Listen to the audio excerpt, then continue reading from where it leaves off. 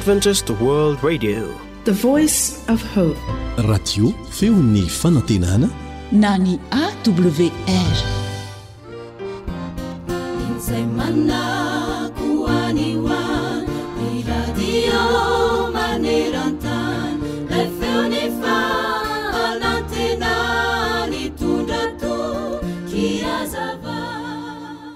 Tsy misy mety mihitsy ny zavatra ataoko hoy ity tovolahy iray ny monomonina, ary tsy nisy afa-tsy lafy ratsy ny zavatra ihany no ny tonono ny vavany. Dia nampitany tenany tamin'ilay tovolahy iray antsoina hoe Matisy izay mpiara-monina aminy izy. Aiza veko, nahoana Matisy mahavita zavatra toy izany nefa nahoana ny tsy mba mahavita e? Angamby izy iny manao risoriso mihitsy ka. Fa nanao inona ary izy iny lasa be vola be? Raha tsy nanam-bola zao iny Matisy iny dia mino mihitsiny fa mety mbola ho resin'ny fiainana lavitra noho izay iny. Amin'izay miseho azy teo mpanan-karem-behivava ho ihany ilay tovolahy nanohy ny fimonomononany. Raha nandre izany fitsikerana sy fimonomononana izany ity lehilahy izay nipetraka teo akaikin'ilay tovolahy, dia nanapaka ny tenin'ilay tovolahy ka nilaza taminy hoe tsia, diso ianao ry tovolahy. Olona azo lazaina hoe faran'izay nahantra mihitsy no ny aingan'ny fiainan'ny Matisy. Ankehitriny anefa izy dia azo lazaina hoe afaka fanadinana soamatsara. Nahantra Matisy fahiny, saingy na dia nanery mafy azy aza ny fahantrany, dia tsy nanaiko resin'izany izy. Tovolahy tsy mbola hitako ny ferinainy izany izy iny, na dia mafy aza ny nanjo azy. Fony fahakeliny dia maty ny reniny, ary ny rainy moa tsy nahavelona azy akory, saingy jereo ankehitriny fa tafavoaka tamin'ny fiainana izy. Resin'ny Matisy ny olana sy ny sedra mafy nahazo azy. Koa mino fa raha miezaka mafimafy kokoa noho ny teo aloha ianao ry tovolahy dia ho tonga tahaka ny Matisy. Aza variana mitaniza zavatra ratsy sy mandany fotoana, misaina zavatra tsy misy eo fotsiny ity ianao, satria tsy hitondranao akaiza izany, fa ho very eo fotsiny ny andronao. Eny tokoa ry mpiaino-namana, toa ny Matisy dia mbola azonao atao tsara ny manapa-kevitra hiova. Tsy hanatsara kokoa ny fiainanao ny fitanisanany tsy fahombiazana tamin'ny lasa sy ny eritreri-dratsy tany sainao mikasika ny hafa. Aza vela ho resin'izany toerana misy ianao anio izany ianao, fa mitsangany avy hatrany eo amin'izay nahalavona na ny tsy nahombiazanao. Tovozy hatrany izay tsaratsara kokoa, ary ka tsy ho fatratra izay tsara. Aza variana mitsikera ny hafa na mampitany tenanao amin'ny hafa, fa tsy hampandroso anao mihitsy izany. Fa vao maika azy izany mety haketraka sy hampihitra anao noho ny teo aloha. Manomboka izao dia zaro ny sainao, tsy hisaina afa-tsy izay zavatra mampandroso. Zaro ny vavanao, tsy hiresaka afa-tsy sy teny mampahery. Izao no afatry ny tenin'Andriamanitra ho antsika ao amin'ny Hebreo 10:9-20 manao hoe: ary aoka isika hifampandinika hampandroso ny fitiavana sy ny asa tsara. Amen. Ny Baiboly hanisan'andro no fonaina, raisoa ampofazamalaina, fartomotrany andro izay.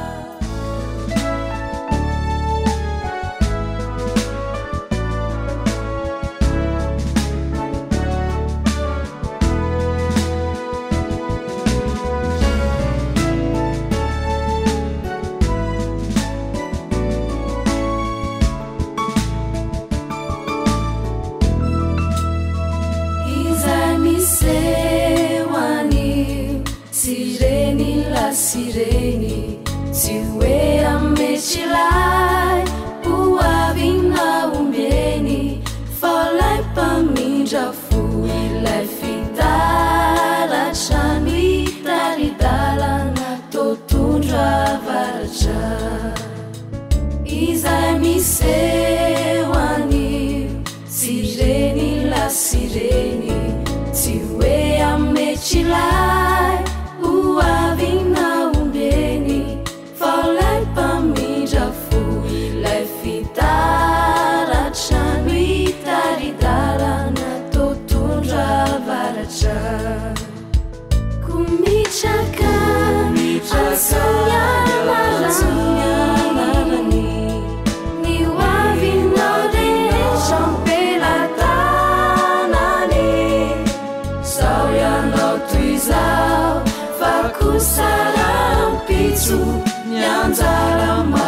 masoandronao tsy ho diso nyanjara masoandronao tsy ho diso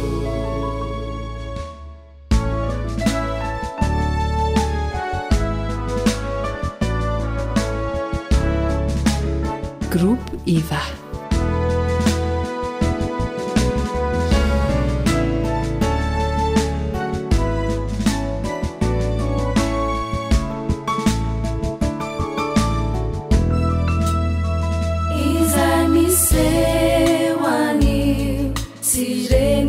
Sireni tsy hoe ametsylay hoavina ombeny fa lay mpamindra fo ilay fitaratrano itaridalana totondra varatra izay misehoanio sireny la sireny tsy hoe ametsylay hoavina ombeny fa lay mpamindra fo ilay fitaratrano itaridalana totondra varatra ko mitraka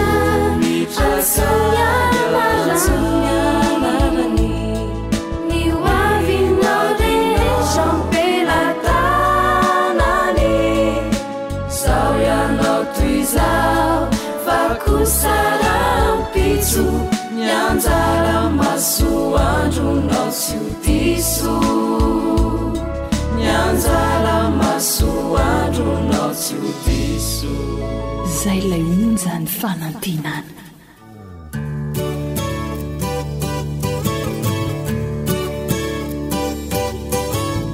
atolotry ny feo fanantenana ho anao tsara ho fantatra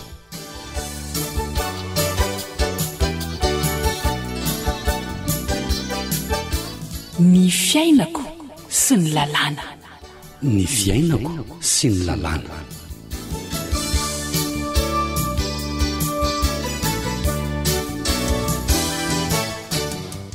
fifaliana no iarahana aminao atao anatin'izao fandaharana tsara ho fantatra izao ahafantarana ny lalàna manan-kery eto Madagasikara sy ny fiainantsika miarahaba ary mpiaino jaina dia manasanao ankafy fiarahana amin'ny AWR.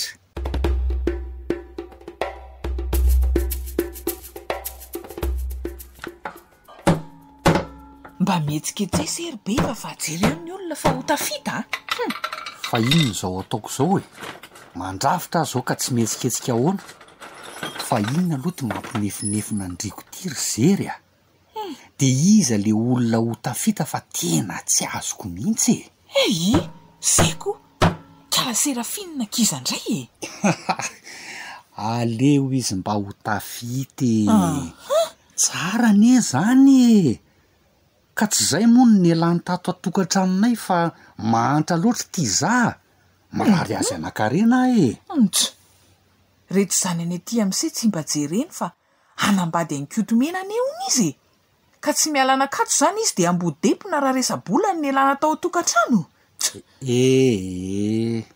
aza miditra am'zany ry bavy a za tompombady ara tsy sarotiny aleo Serafina nambady an'kotomena any inona ny olana tsy anaiky an'izany kosa ary be fa raha mbola zako ny zery fa ahoana ho sakanako ny fanambadiany reny e bavy fantatro ny fahatsorany se ka aleo ataoko rehefa tsy anaka ny se am'izay sady tsy an'se inikala Serafina iny ny tsy an'kotomena ory bavy inony mipetra tsara misy lalàna ny daholo ny fanakanana fanambadian'olona fa tsy ze te anakana akory de manakana daholy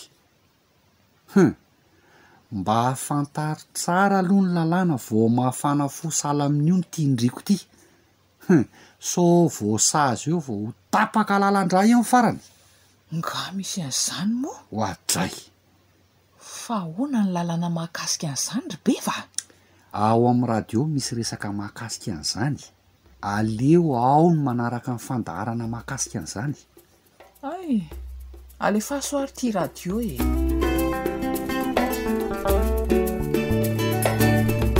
efa andresahana teto amin'ny fandaharana ny mahakasika ny fisoratam-panambadiana ireo olona tokony hivady ny fizotra ny fisoratam-panambadiana. Inona ihany koa ny tsara ho fantarina ao anatin'ny fisoratam-panambadiana na mariage. Andeha ho ampandrosoantsika ny mpahay-lalàna sy ny namana rila ao anatin'ity resadresaka ity.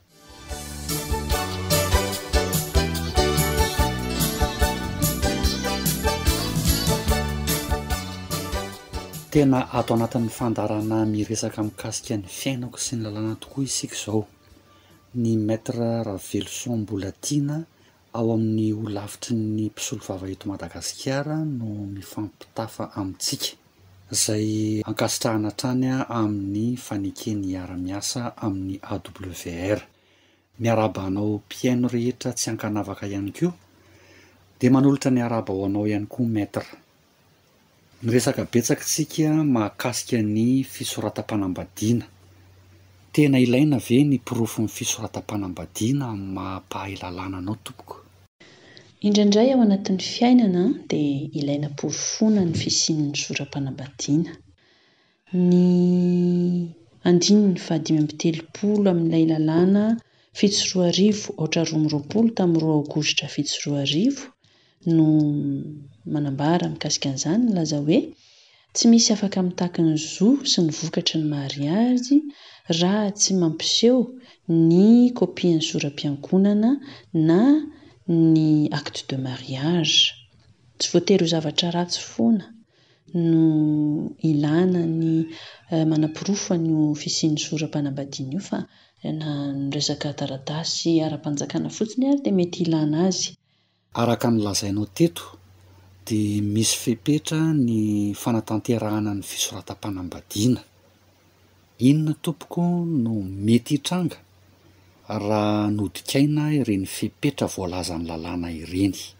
Manahoana kosa ary raha tsy narahana na nodikaina ireo fepetra voalazan'ny lalàna mikasika ny fanatanterahana ny soram-panambadiana. Ny 5 amin'ilay lalàna 7/20 izay miresaka amintsika mikasika ny fanambadiana indroa, bigami zany, mikasika ny fanambadian'ny samy lahy sy ny samy vavy izay samy voararan'ny lalàna daholo, ary ny fitakian'ny lalàna ny fanekena tsitrapo, ary ihany koa ny fanatanterana mariage na dia eo ara ny fisian'ny fanohanana. Ny fandikanany iray amin'ireo fepetra ireo fotsiny dia mitarika avy hatrany ny fanafoanana tanteraka ilay soratra. Iverenako kely ao aoriana mikasika ny fanohanana io hoe iza no afaka manohana ilay fisoratam-panambadiana. Fanafoanana fisoratam-panambadiana amin'ny fanohanana zany no mitranga raha dikaina ny fepetra voalazan'ny lalàna. Ny fanohanana tiana resahana eto dia ny fanakanana zany. Ankoatran'le fepetra ny resahanao, raha azo atao tompoko, dia azonao averina kely ve ireo fepetra takian'ny lalàna anatanterahana ny fisoratam-panambadiana mba ho fantatry ny mpiaino antsika tsara? Ny 5/20 sy 6/20 amin'ny lalàna io ihany, izay miresaka momba ny tsy fanajana ny fanatanterahana mpabe-maso ilay lanonam-pisoratam-panambadiana izay tokony atao eo anatrehan'ny mpiasa-panjakana mahefa ihany koa.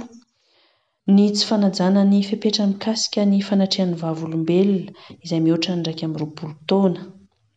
Eo ihany koa raha tsy mitombina na tsy ara-dalàna ny taratasy entin'ny mpanambady eo anatrehan'ny mpiasa-panjakana mahefa. Izany rehetra izany ny tsy fanarahana ny iray fotsiny na izy rehetra ireo mitambatra dia mitarika fanafoanana ilay soram-panambadiana. Ya, hoy ianao te hoe mbola ho resahanao le fanohanana na fanakanana ny fisoratam-panambadiana. Iza no afaka manao an'izany? Io fanontaniana io indrindra no ilana ilay pirofon'ny soram-panambadiana izay novaliako teo aloha teo ny momba izay.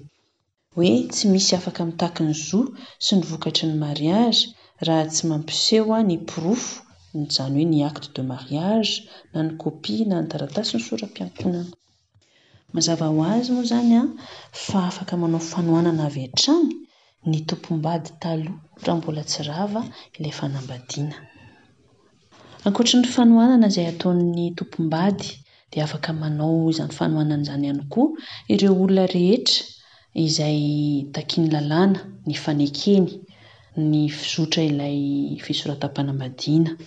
Efa nresantsika tany aloha tany moa mikasika ny fanekena sitrapo izay takiana amin'ireo mpanambady. Izany hoe raha tsy sitrapon'ilay mpanambady izany no anaovana io soram-panambadiana io dia afaka manao fanohanana izy. Voalaza tany aloha tany ihany koa ny faneken'ny ray aman-dreny ilay soram-panambadian'ny zanany izay tsy ampy taona. Ny olona izay manana fahefana amin'ilay zaza tsy ampy taona ihany koa, ireo dia samy afaka manao ny fanohanana. Raha ohatra ka inina atao ihany izany ilay soram-panambadiana na dia tsy misy ny fanekeny izy ireo ary. Efa nresantsika ihany koa ny tsy fafana manambady fanondrony. Raha tsy efa rava ny soram-panambadiana teo aloha dia io izany ilay hoe ny tompom-bady teo aloha dia afaka manao ny fanohanana.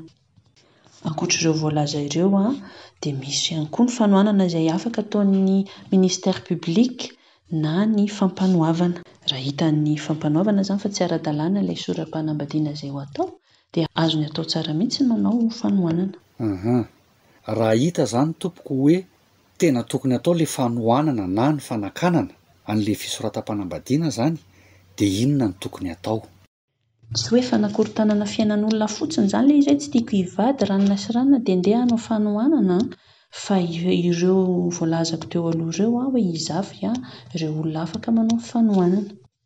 Ka ny 14 an'ilay lalàna 7/2022 tamin'ny 20 aogositra 7/2022 no milaza mikasika ny fomba fanaovana an'ilay fanohanana. Zavatra tsotra ilay izy, atao am-bava eny amin'ny commune manoloana ny mpiasam-panjakana izany izay anatanteraka ilay soram-panambadiana, na koa ataonao ilay fanohanana am-bava amin'ilay solon-tenam-panjakana izay manatrika ilay mariazy ara-pomba izay efa nresantsika tany aloha eo amin'ny toerana izay anatanterahana ilay mariazy. Ohatra hoe commune Ambohimangakely izany no anatanterahana ilay soram-panambadiana dia any amin'ny commune Ambohimangakely ianao no mangataka mandrakitra ny soratra ilay fanohanana ataonao. Ya, tsetsatsetsatsyaritra kely maître. Fotoana manahoana na hoe roviana no anaovana ny fanohanana raha izany? Afaka atao amin'ny fotoana rehetra alohan'ilay soram-panambadiana, hatramin'ilay andro anaovana ny soram-panambadiana izany ianao dia afaka manao an'ilay fanohanana foana.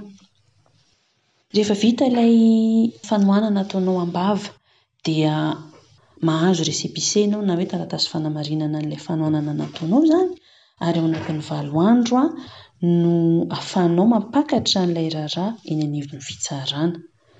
Azonao izany ilay récépissé na ilay taratasy fanamarinana dia lasa ianao makeny anivon'ny fitsarana ambaratonga voalohany mametraka fangatahana eo anivon'ny fitsarana. Ary izany fangatahana izany dia tsy maintsy asianao ny kalitao anananao hoe iza moa ianao, ary manahoana ianao no afaka hanao an'io fanohanana io, vadin'ilay olona hanambady ve ianao sa ray aman-dreny ve ianao, sa olona mana fahefana amin'ilay mpanambady ianao, sa nahita fandikan-dalàna ianao hoe olona efa manambady taloha io. Ohatrohatr'izay ilay hoe qualité anao ahafahanao manao amin'ilay fanohanana. Ankoatra ny mombamombanao dia tsy maintsy lazaina ao anatin'ilay fangatahana ihany koa izany ny antony mahatonga anao manao an'ilay fanohanana. Mazava tokoa izay. Amaraparana ny resadresaka tsika maître. Inona no afatra tianao hamafisina amin'ity resaka mahakasika ny fanohanana ny fisoratam-panambadiana ity? Raha tsy voalazanao anatin'ilay fangatahana izany rehetra izany dia avy hatrany dia tsy azo raisina ilay fangatahana ary lavo ny fitsarana avy hatrany ilay fanohanana ataonao. Dia tadio tsara arak'ilay voalazako teo tsy ny olona rehetra no afaka manao ny fanohanana. Raha ohatra zany ka hitan'ny fitsarana fa tsy mitombona koa ilay fanohanana nataonao, na ianao tsy manana kalitao ahafahanao manao an'ilay fanohanana, na tsy misy antony mazava sy ara-dalàna akory no antony anaovanao an'ilay fanohanana io, dia mety ho voasazy ny fitsarana ianao andoha-onitra amin'ireo olona izay nisakananao zany ny fisoratam-panambadiana. Mankasitraka indrindra tompoko.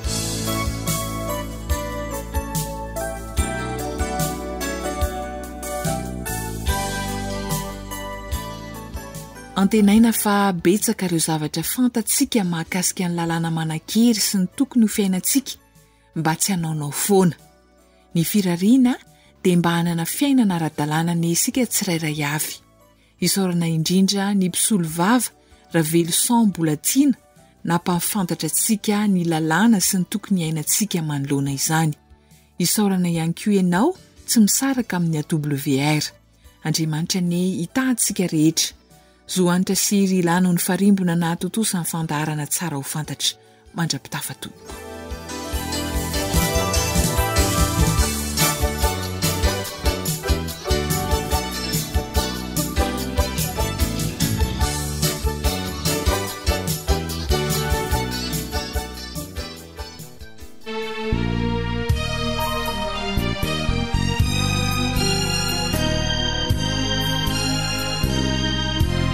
Tarika Roama.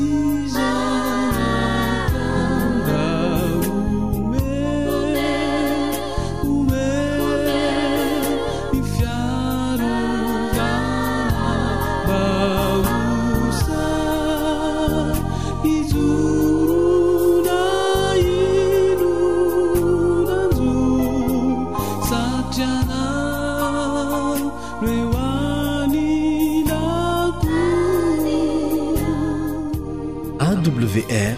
Téléphone 034 06 797 62 033 07 170 70.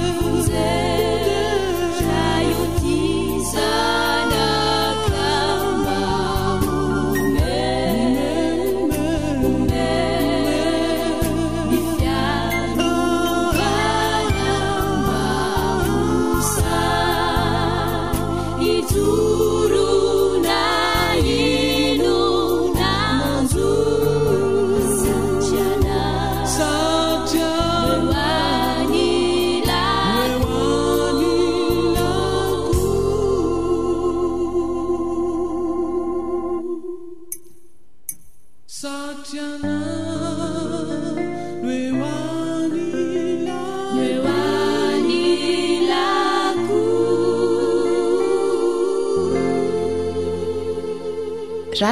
femon'ny fanantenana. AWR manolotra ho anao feon'ny fanantenana.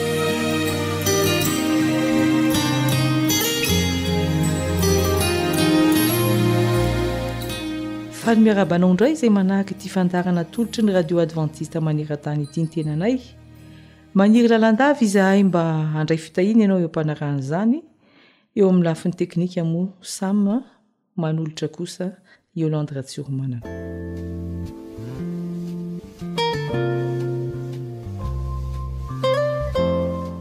Matetika rehefa miresaka pravavy eo amin'ny baiboly ao amin'ny testamenta vaovao dia Maria sy Marta foana ny tonga ao an-tsaina.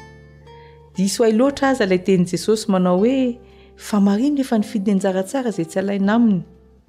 Dia mipetraka foana amin'ny fanontaniana hoe za ve Maria sa Marta? Anio kosa pravavy hafa ny tiako hisarena ny saintsika. Tsisy ny fanontaniana mipetraka satria samy nifidy ny anjaratsara izy roa vavy ka mendrika ny hodiniana ny tantaran'izy ireo. Mialoha ny hamakitsika ny tenin'Andriamanitra nefa dia mbola hiara-mivavaka isika.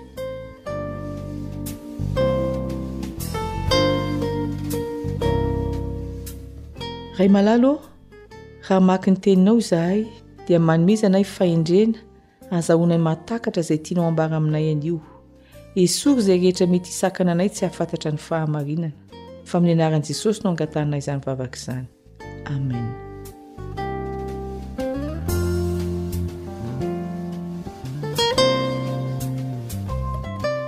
Andeha hosokafantsika ny filazantsara nosoratan'ny Lioka toko voalohany.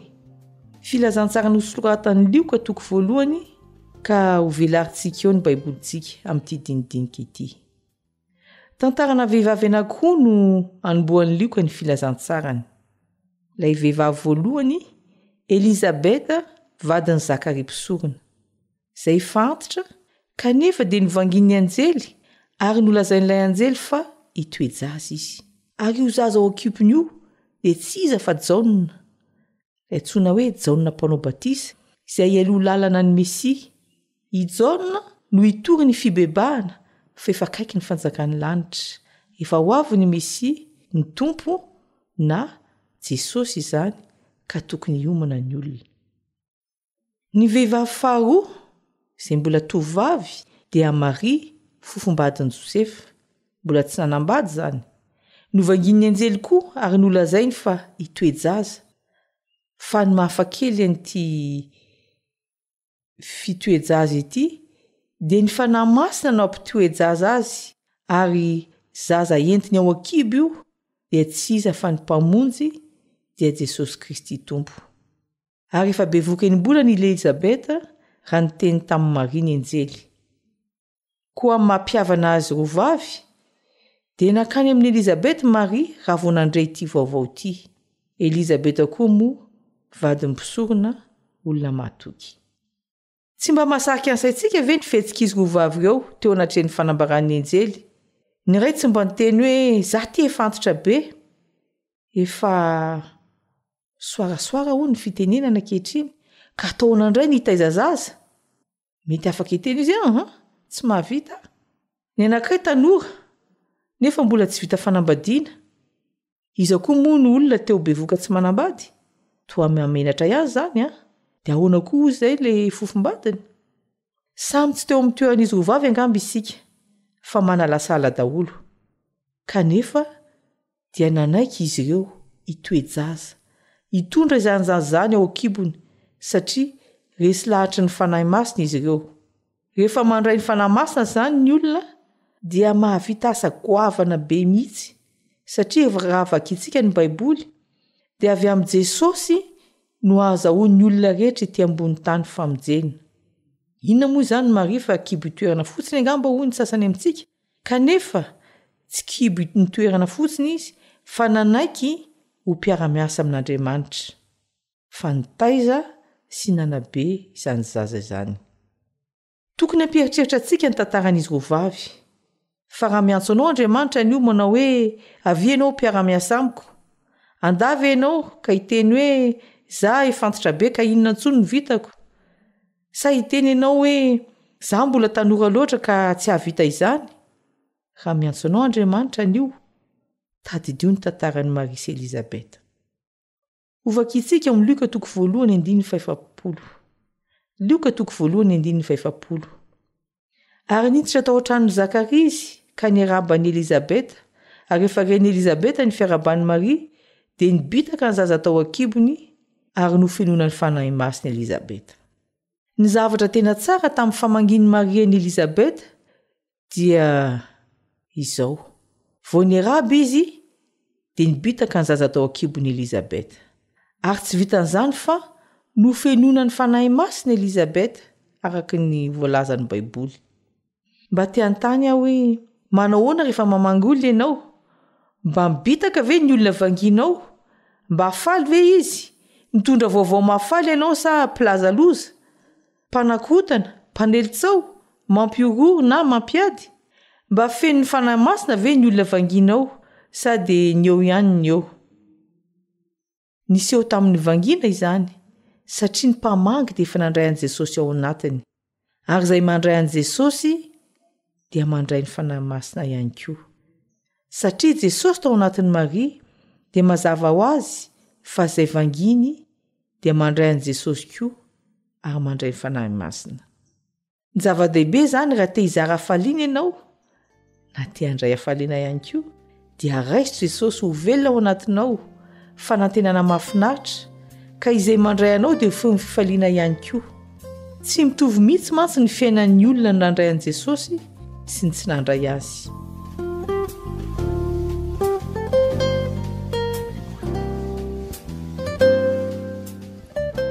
Tantara iray tena marina ny tiako zaraina aminao. Tany Brezila no niseho ny tantara. Vehivavy iray, Jeanne no anarany. Resy tanteraka teo amin'ny fiainana. Very asa, tafasaraka tamin'ny fianakaviana.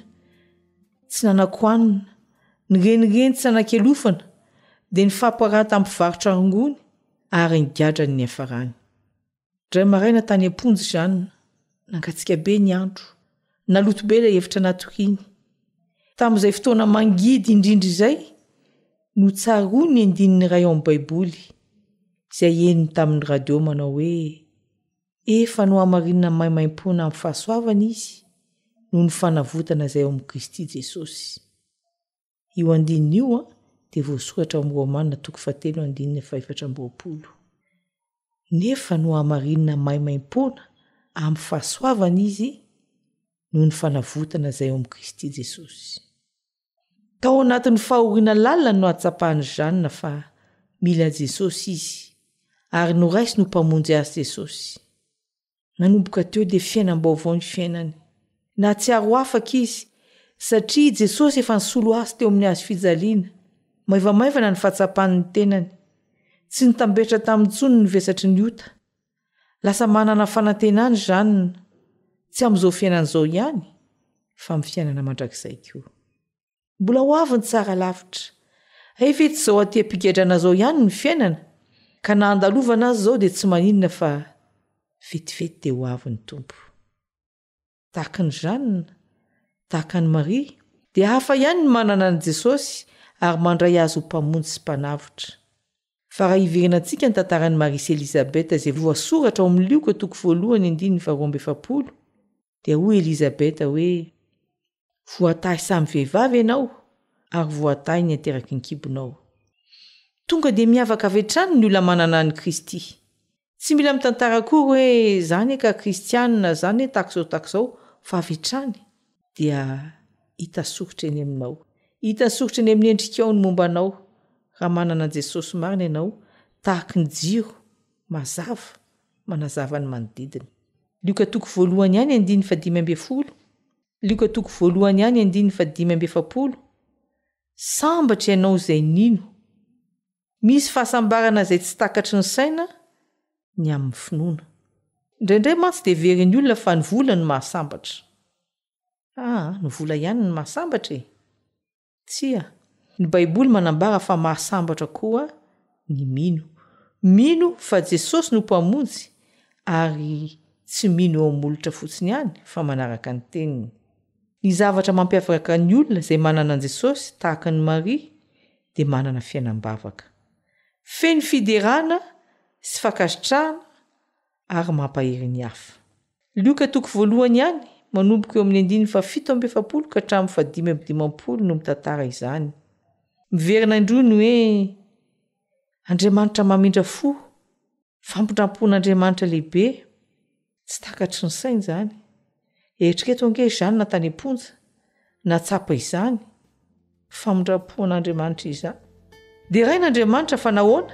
Lehibe ny asany. Isaoran'Andriamanitra fa nahoana ihany koa? Miahy ny mpanompony izy, naona novokisany. Tena azo raisina arabaka teny io teny io ary azo raisina ara-panahy ihany koa. Ka inona reny misakana anao androany?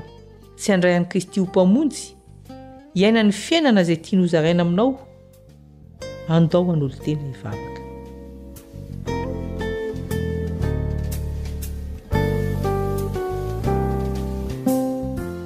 Ray malalo, tsinotsino izahay raha tsy manana anao. Meteza olona ty anatinay tsirairay avy.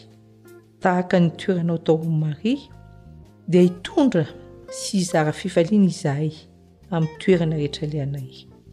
Fa amin'ny anaran'i Kristy no katana izany vavaka izany. Amen.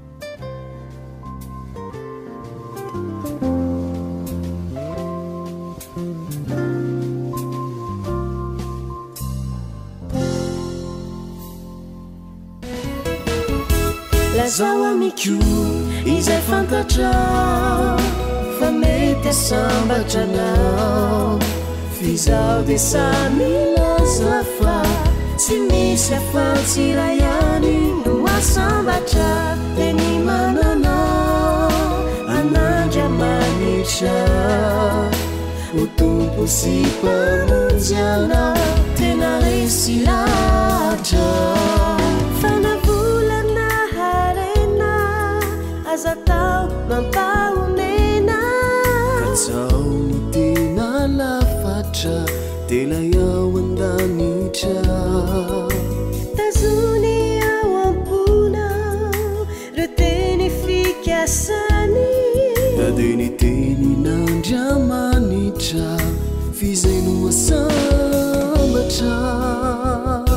Lazao amiko izay fantatra fa mety asambatra anao, f'izaho dia samy milaza fa tsy misy afa-tsy iray ihany no asambatra dia ny mananao an'Andriamanitra ho tompo sy mpamonjy anao tena resy lahatra.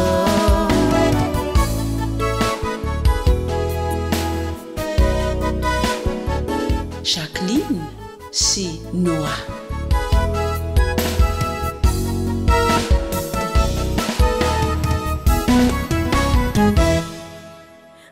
Naiza le anao ikatsahanao ny tena soa na iankavanana na iankavy mbola hafa ihany Kristy na ikiry mafy azy anao aminyerinao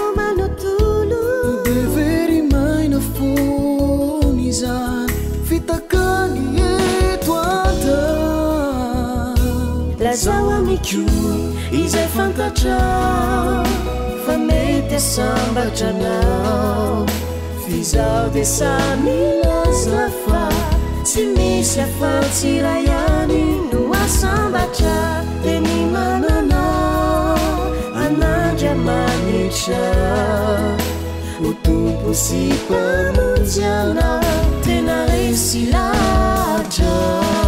Izy no tompo sy mpamonjy anao tena resy lahatra. Jesosy no tompo sy mpamonjy anao tena resy lahatra.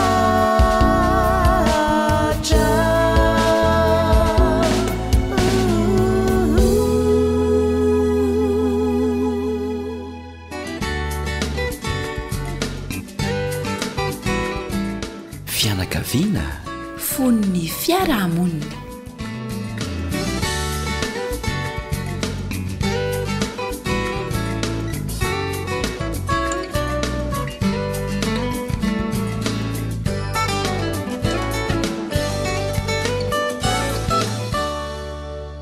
faly miraba ny isam-pianakaviana izah eto amin'ny radio adventiste maniran-tany amin'ny alalan'ity fandarana natokana ho an'ny fianakaviana ity.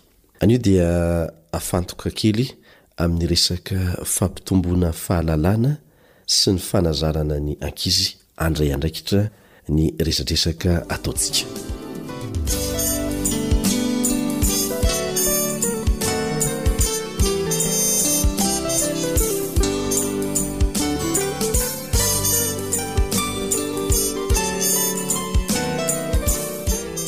Manana tombon-dahany manokana ny renim-pianakaviana, indrindra fa ny renim-pianakaviana izay mijanona ao an-toko an-trano ao fa tsy miasa any ivelany. Ny zavatra anankiray izay tsikaritra amin'izao fotoana izao dia mihazakazaka ny fitombon'ny fahalalana. Vokatry ny serasera dia mitombo izay tsy izy ny fahalalana azon'ny olombelona. Ny fanadihadiana izay natao dia nahafantarana fa mitombo avo roeny isaky ny enim-bolana ny fahalalan'ny olona mipetraka amin'ny tanan-dehibe. Vokatry ny teknôlôjia eo amin'ny lafiny serasera izany, eo ny internet, ao ny telefona, ao ny televizion, ao ny gazety sy boky samihafa, eo ny radio. Ka ny olona an-tanan-dehibe matetika dia mahavatra manovo fahalalana amin'ireny fitaovan-tserasera samihafa ireny. Ny ankizy na ny tanora dia fantatra fa mampiasa sy manovo fahalalana be lavitra no ny ray aman-dreniny aza amin'ny alalan'ireny fitaovan-tserasera ireny. Ary indraindray dia betsaka ny zavatra hain'ny ankizy kanefa tsy fantatry ny ray aman-dreny akory hoe taiza nafantarany an'izany. Tsy taiza akory fa tamin'ny alalan'ireny fitaovan-tserasera moderna ireny. Ka mba hahafahantsika ray aman-dreny manaraka tsara ny fivoaran'ny fahalalana, ny fivoaran'ny toe-javatra eo anivon'ny zanantsika sy ny manodidina antsika, dia tsy tokony ho revo amin'ny fikarakarana tokantrano, ny fanasana vilia, famafana trano ao fotsiny, indrindra fa isika renim-pianakaviana, fa tokony hanokana fotoana hanovozana fahalalana amin'ny alalan'ny famakiana boky. Be deaibe ny boky mahasoa amin'izao fotoana izao. Betsaka ihany koa ny torohevitra mahasoa efa azo tovozina amin'ny takila sasantsasany eo amin'ny gazety, amin'ny alala fianoana radio. Betsaka ny fomba ahafahana manitatra fahalalana amin'izao fotoana izao. Manamora ny fanabeazantsika ny zanantsika ireny. Angamba mety tsy ho araka ao daholo ny zavatra hianara ny zanakao, ary marina loatra izany, tsy voatery hitovy ihany koa ny fari-pahalalanao sy ny zanakao, ny zavatra hainy sy ny zavatra hainao. Tsy izay no olana, fa ny tianambara dia izao hoe tokony hiezaka ianao amantatra ny fivoaran'ny toe-javatra, ny fivoaran'ny zava-misy eo anivon'ny fiarahamonina. Rehefa lehibe ny zanakao ka tena hifanelanelana tokoa ny fahalalanao sy ny azy, anjaranao ny manetry teny, ary milaza mazava aminy fa tsy mba nanao an'izany ianao, fa ianao kosa dia nanao izao sy izao. Tsy mamenatra ny manetry tena tahaka an'izany. Ny miambo mahay ny zavatra tsy hay, izay no mahamenatra.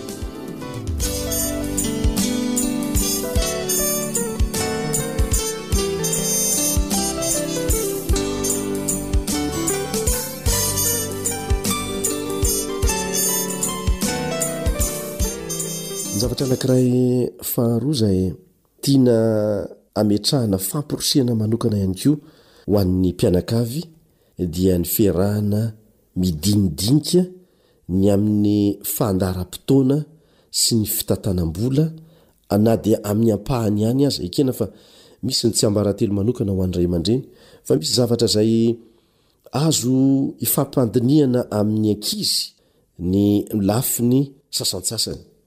Misy zavatra izay azo ifampandiniana ny ankizy ny fitsinjarana vola ho an'ny volana ho avo ohatra mikasika ny vakansa izay ho atao, amin'izany fomba izany zany a no hanazaranao ny zanakao tsy kelikely mba handray andraikitra.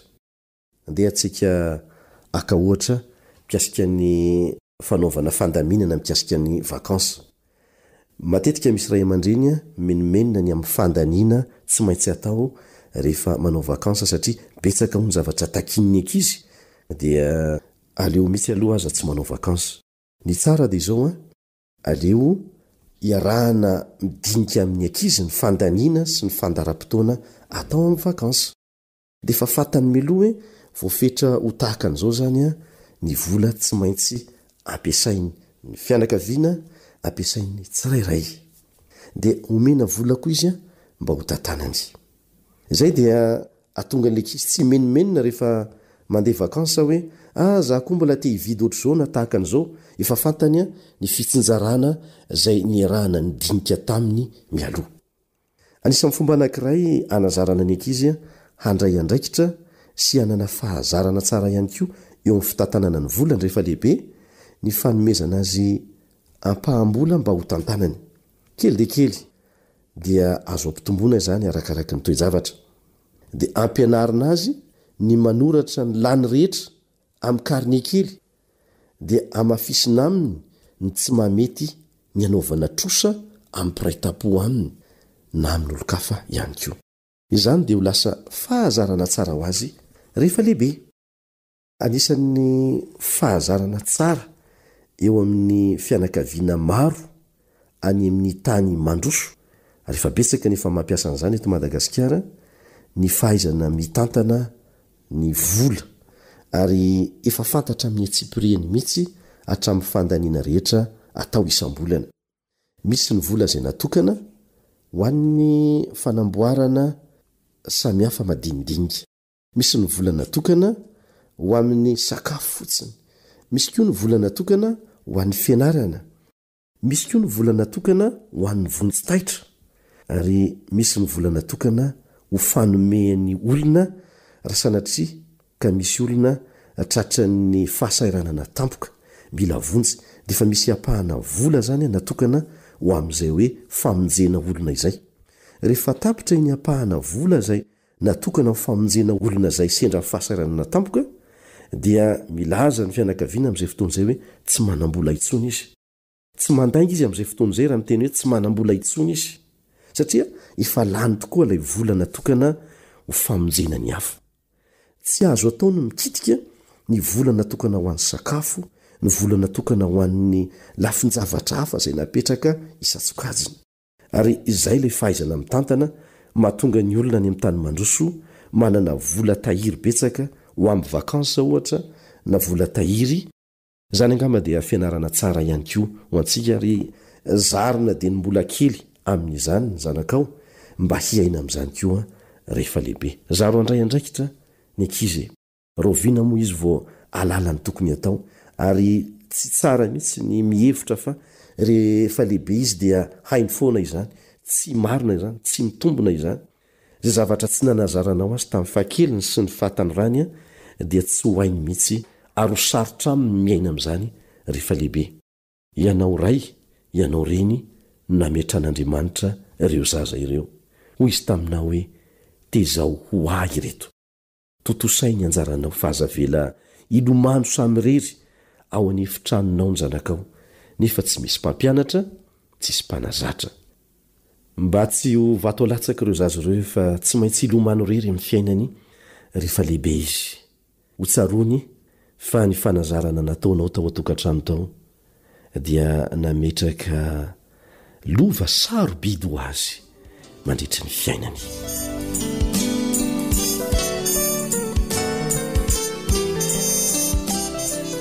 Dia ho faranantsika eo indray ny androany misy ho saintsainina, misy andraisana fampiarana izay rehetra izay. Tsy hivina trano fa ny fahalalana tsy hanaovana fampiarana hono dia fotoana verimaina fotsiny nanovozana azy. Manao mandra-peonao amin'ny manaraka indray ny namanao Elion Andria Mitanjo.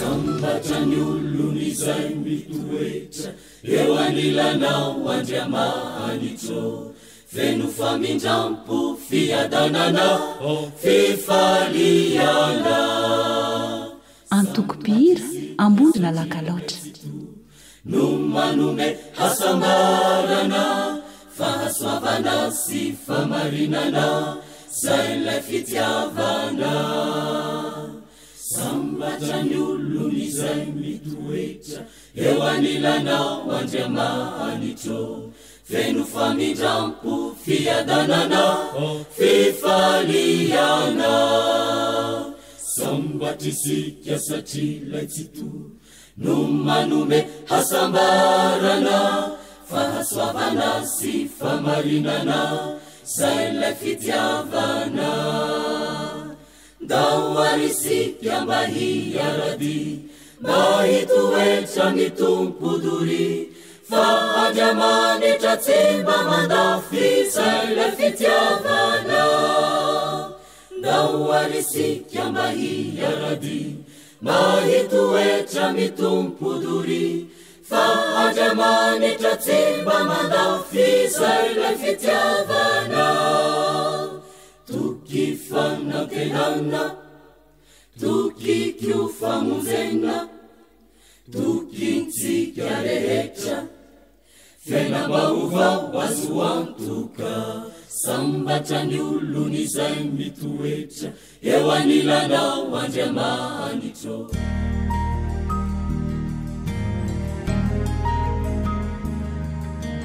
faniteninao no fahamarinana taridalana manokana fianarana baiboly avoaka ny fiangonana advantista maneran-tany iarahanao amin'ny radio feo ny fanantenana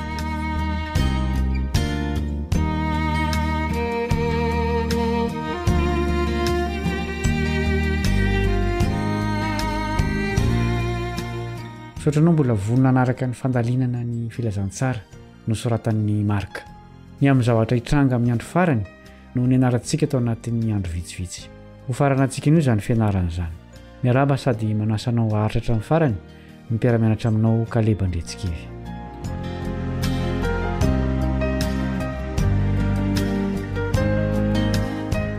andeha raha ntsika mamerina indray aloha ny andininy fototra izay nataontsika tsenjery dia ny marka toko 7 andiny fainambyroapolo sy fafitoambyroapolo marka toko 7 andiny fainambyroapolo sy fafitoambyroapolo ary amin'izay ny zanak'olona dia ho hita avy eo amin'ny raona amin'ny hery lehibe sy ny voninahitra ary amin'izay dia niraka ny anjely izy ary anangona ny olom-bofidiny avy amin'ny vazatany efatra hatramin'ny faran'ny tany ka hatramin'ny faran'ny lanitra marobe ny zava-mitranga mampitebiteby eto amin'izao tontolo izao miororo fatratra ny olona manoloana ny toejava misy amin'ny mampino miandro ny iverenan'i Jesosy atsika dia tokony hampiasa ireny toejavatra ireny isika mba hampitodihana ny olona amin'ny fanantenana ananantsika eo amin'i Jesosy sy ny teny fikasana ny amin'ny fiaviany izao ny soratan'ilay mpanoratra Christian Ellen White ny amin'ny iverenan'i Jesosy ao amin'ny boky ilay fitiavana mandresy takila 126 hoy izy satria tsy fantatsika ny fotoana marina iaviny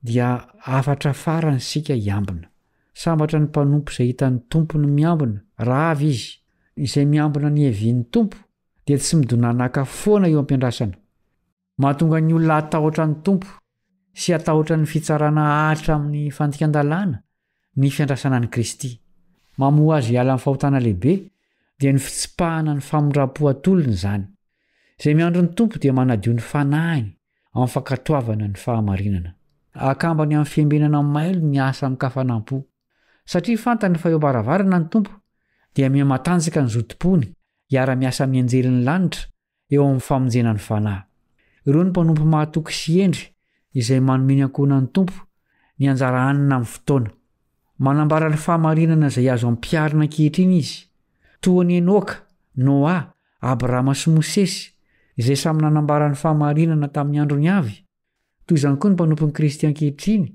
mitondra fampitandremana manokana ho an'ny taranaka misy azy izy. Atỳ-pamarana ny fianarana dia reto misy hevitra rosanao mba ho saintsaina. Zavatra iray ny manolotra fanomezana anohanana ny raran'Andriamanitra, fa zavatra iray hafa ny manome ampahafoizana. Inona ny mahasamihafa azy ireo? Ary nahoana ny zava-dehibe izany fahasamihafana izany?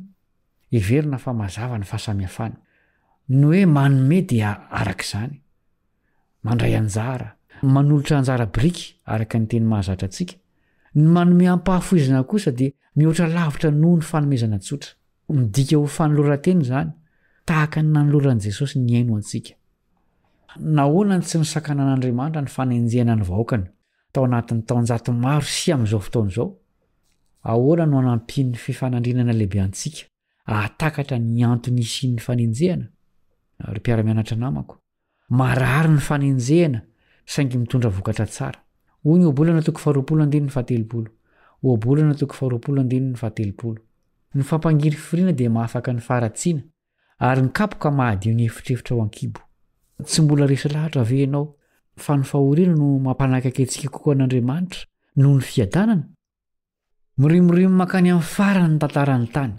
miazakazaka ny famantarana anisan'ireny ny fitoriana ny filazantsara araka ny efa nilazain'i Jesosy mahagaga koa nefa etsy an-daniny fa miaratsy hatrany koa ny olombelona tsy hoe dia hitehika amin'ny lanitra ny faratsiana ka dia ho faranan'i Jesosy amin'ny fiheverenany zany hoy ny Apokalipsy 4:15 Apokalipsy 4:15 fa ny fahotana efa nitehika tamin'ny lanitra ary Andriamanitra efa natsiaro ny ratsy nataony eritreretony amin'ny toetrany maty eo amin'ny tompo sy ny filazana fa matory ny maty mandra-piveriny Kristy mikipy ny masony ary inona no hitany raha vao misokatra indray zany Jesosy eo amin'ny raony lanitra manampy antsika izany ahita fa akaiky mandrakariva ny fihevin'i Kristy fanondroany manasanao iombona amin'ity vavaka ity ho famaranana ny fiarantsika nianatra hivavaka isika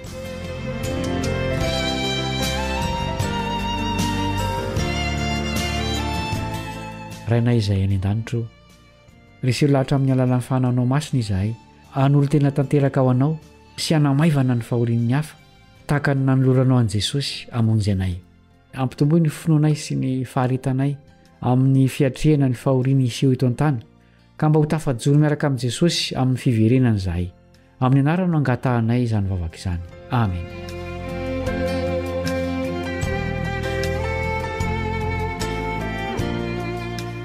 farana ny fiarantsika nianatra manome fotoananao amin'ny fiarah-mianatra lesona hafa indray ny mpiara-mianatra aminao Kalebandretsikivy raha sitrapony tompo veloma tompoko